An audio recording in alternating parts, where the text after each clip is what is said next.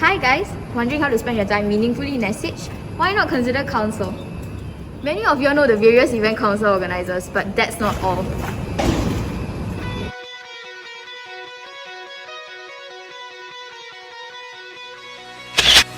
SH orientation is the most exciting, fun, and interesting event of the year. It is really heartwarming to see everyone's smiles. Day for friends to come together to appreciate each other. As one of the event ICs, I learned the importance of organization. Thank you, Friendship Recom!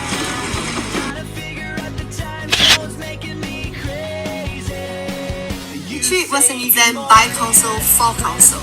We had lots of fun in those 2 days, and I love spending time with councillors from other committees and forging new friendships.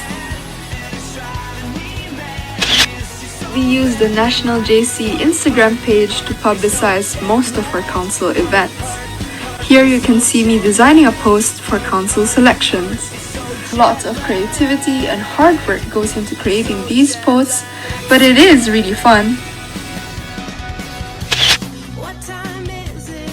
We made our very own filter from scratch to encourage students during the year-end assessments period.